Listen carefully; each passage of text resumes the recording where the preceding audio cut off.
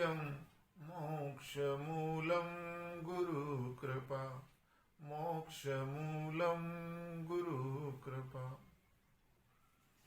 प्रिय सज्जनों, आज वेदांत दर्शन में सृष्टि की रचना और प्रलय, इसके बारे में थोड़ा सा हम चर्चा करेंगे। आप लोग ध्यान लगाइए। वेदांत दर्शन में इस सृष्टि के बारे में वेदांत कहता है कि इस समस्त जड़ चेतनात्मक जगत का एकमात्र निमित्त एवं उपादान कारण वह परब्रह्म ही है। जड़ चेतनात्मक जगत का एकमात्र निमित्त एवं उपादान कारण वह परब्रह्म ही है। यही वह मूल तत्व है जिससे सृष्टि की रचना होती है, उसी से संचालित होती है तथा प्रलय काल में उसी में वो विलीन भी हो जाती है। यह सृष्टि उसी की एक तरह से अभिव्यक्ति है जो ब्रह्म से भिन्न नहीं है। जिस प्रकार बीज में संपूर्ण वृक्ष की सत्ता विद्यमान है, उसी प्रकार यह जगत अप्रकट रूप से शक्ति रूप से उस पर ब्रह्म में ही विद्यमान है। प्रलय काल में भी यह शक्ति रूप से ब्रह्म में ही विद्यमान रहता है तथा रचना काल में वही शक्ति जड़ चेतन के रूप में प्रकट होती है। प्रलय काल में यह जगत अव्यक्त रूप से अर्थात सूक्ष्म रूप से ब्रह्म में ही विद्यमान रहता है। सत्ता का कभी नाश नहीं होता, रूपांतरण होता रहता है, मात्र रूपांतरण। तो इस सृष्टि रचना में ब्रह्म से सर्वप्रथम आकाश उत्पन्न हुआ, फिर आकाश से वायु, वायु से तेज, तेज से जल और जल से पृथ्वी उत्पन्न हुई। इस प्रकार इस सृष्टि की रचना होती है। जीवात्मा और परमात्मा, इसके संबंध में भी आप थोड़ा सा श्रवण कीजिए। जीवात्मा में और परमात्मा में भेद है। जीवात्मा क्योंकि एक देशी है, परमात्मा सर्वव्यापी है। जीवात्मा अनेक हैं और परब्रह्म एक है। जीवात्मा राग, द्वेष, पुरुषार्थ, सुख, दुख जानना आदि गुणों वाली है, परंतु परमात्मा इनसे परे एवं इन सबका साक्षी। ठीक है। तो जीव व्याप है और परमात्मा व्यापक है। ईश्वर व्यापक है, जीव व्याप है और ईश्वर व्यापक है। जीवात्मा भोग एवं अनेक फल का भोगता है, परमात्मा साक्षी, इन सब का साक्षी परमात्मा है। तो परब्रह्म परमात्मा उपास्य है, तो जीवात्मा उपासक है। ब्रह्म जीव नहीं है, ध्यान से सुनना।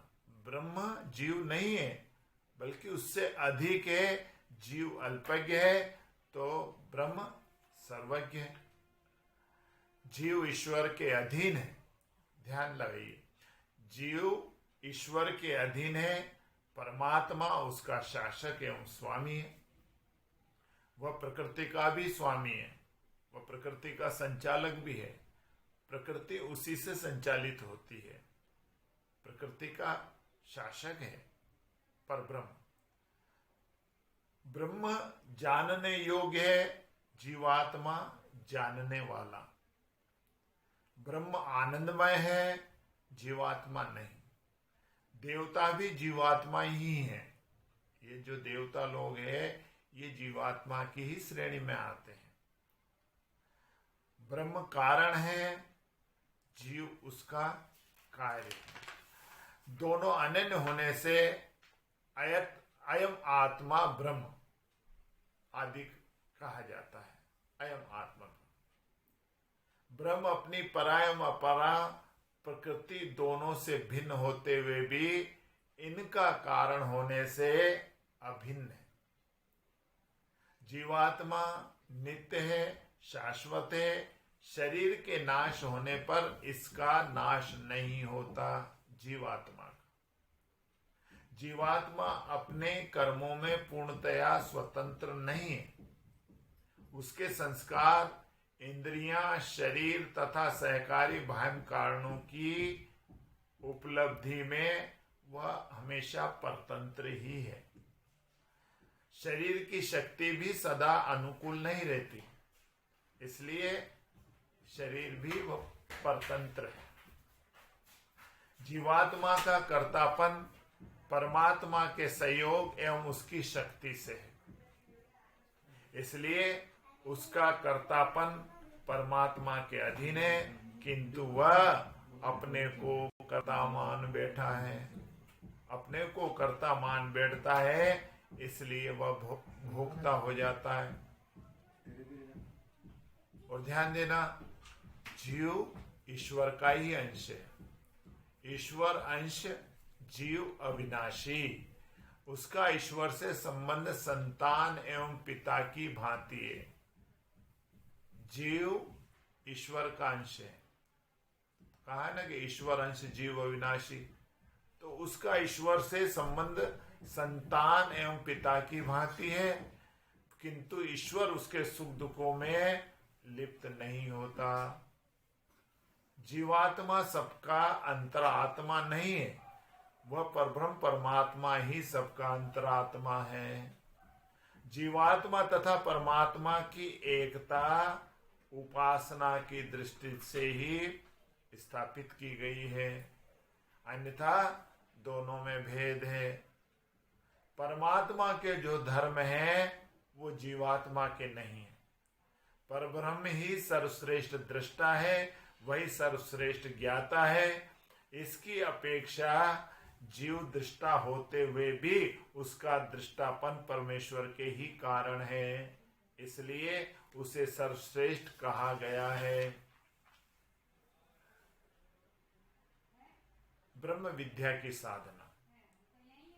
ब्रह्म विद्या अर्थात ब्रह्म को जानने के लिए चतुष्ट साधन की आवश्यकता होती है। चतुष्ट साधन, जिसमें मुख्यतः षट संपत्ति है। षट संपत्ति के 6 विभाग है: शम, दम, उपरति, तितिक्षा, श्रद्धा व समाधान। तो इसके बिना ब्रह्म साक्षात्कार नहीं होता। चतुष्ट साधन के बिना ब्रह्म का साक्षात्कार कदापि नहीं हो सकता। और इसी के साथ ध्यानाभ्यास, इसकी भी आवश्यकता। चतुष्ट साधन में ध्यानाभ्यास भी आवश्यक है।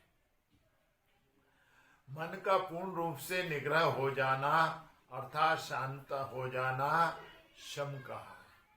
चतुष्ट साधन में जो षट संपत्ति है उसमें 6 विभाग है, उसमें शम के बारे में बताया है कि मन का पूर्ण रूप से निग्रह हो जाना अर्थात शांत हो जाना ही शम है। और दम कहा है इंद्रियों का पूर्ण रूप से निग्रह तथा विषयों के रसास्वाद से रहित हो जाना दम कहा है। उपरति कहा है विषयों से चित्त का उपरक्त हो जाना। विषयों का चित्त से उसकी उपरति हो जाना, उसी को उपरति कहा है। तितिक्षा कहा है शीत उष्णता अर्थात सर्दी गर्मी सुख दुख इत्यादि को सह लेना, उसको कहा है तितिक्षा। श्रद्धा कहा है गुरुदेव के वचनों तथा वेदांत शास्त्रों उपनिषदों में विश्वास करना, इसको श्रद्धा कहा है। समाधान मन और बुद्धि का परमात्मा में पूर्णतया समाहित हो जाना अर्थात एकाग्र अवस्था का हो जाना। जैसे अर्जुन को गुरु द्रोण के सामने परीक्षा देते समय वृक्ष पर रखे हुए नकली पक्षी का केवल गला ही दिख पड़ता था। तो वैसे ही मन और बुद्धि को निरंतर एकमात्र लक्ष्य वस्तु ब्रह्म के ही दर्शन होते रहना, यही समाधान है। बोलिए सद्गुरुदेव भगवान।